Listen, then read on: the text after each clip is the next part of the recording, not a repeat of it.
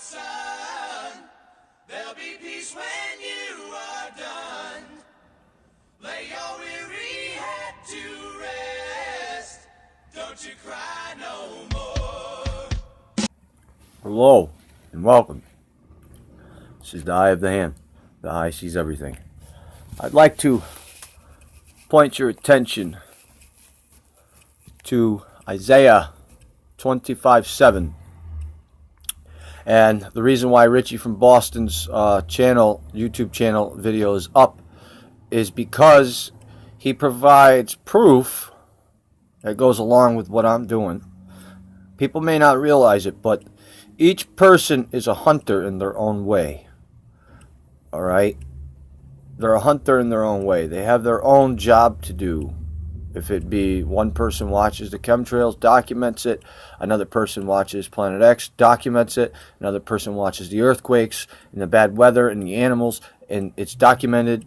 And then it all gets thrown into one giant piece with verses. You understand what I'm saying? Okay.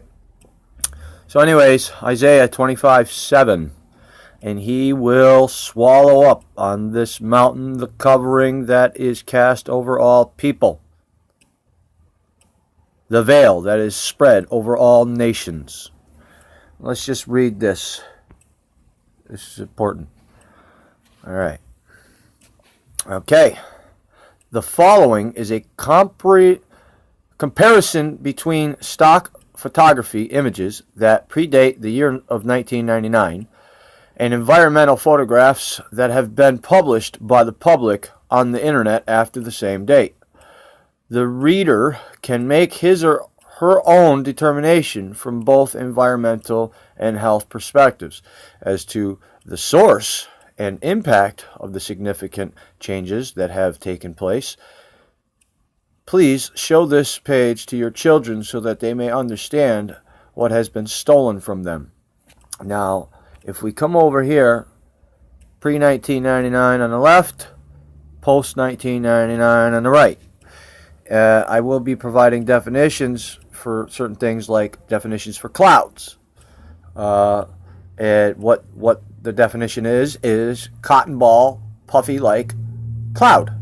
Not a straight line. Not a smoke trail that spreads out. Not some shit like that. All right, now here's another one, before and after this, and then they're using this chemtrail to hide planets, to alter our weather, and do multiple more things with it. And they're trying to keep the Earth cool. They're trying to keep the core cool because they know it's heating up. The radiation that's coming in from the coronal holes. It's heating up the center of the Earth, the core of the Earth, like a microwave does its food from the inside out. And they're trying to stop it. And the hot and the cold mix are clashing and creating booms underground. The ground is cracking open. Not only that, but as the volcanoes wake up and the gases become compacted underneath the Earth's crust, what ends up happening? It's got to go somewheres, so it cracks the land to escape, and it causes an earthquake at the same time. It's like your stomach, grumbling. And what ends up happening is the lava's making new roots, but we also have erosion underneath. We have chunks of the underneath side of our land, maybe 200 feet, maybe a mile, who knows, underneath. It could be at any distance. But there's a huge cavern in some of these places where these people are waking up out of the middle of the night to a huge, or already awake, and they're witnessing a huge bang and crash coming from the ground, not the sky. And there's nothing on the earthquake. It wasn't an earthquake, they say. They don't know what it is. So strange booms being heard all over the world, ladies and gentlemen, is you can pretty much figure out the land is falling underneath. All right, there's underwater, there's under the land rivers. I know people understand that there's water that runs under the land as well. Okay, now what happens when that water starts to dry up and it starts to heat up in there because the core is heating up and it's starting to heat up the water. It creates condensation above. So all that dirt and all that whatever land, whether it be rocks mixed in with it or not, all that condensation is making it like melt and fall off. And it's soaking in and it becomes so heavy that one big chunk falls until it lands and crashes, and that causes the boom. So people got to understand this is going way deeper than anybody can possibly imagine when it comes down to how the earth works for real. Not what the scientists are fucking telling you, but I am going to stick up for them in a certain aspect and manner because we learn new things all the time. Knowledge is forever changing. You cannot stop change. Okay? It shouldn't be a cognitive dissonance to know that the more information we gather on things or what we thought something was from the information we already had from the tests we already ran, come to find out now that technology's improved, we ran newer tests and better tests and finding out something completely different that we never knew. And now they got to tell us that part of the information.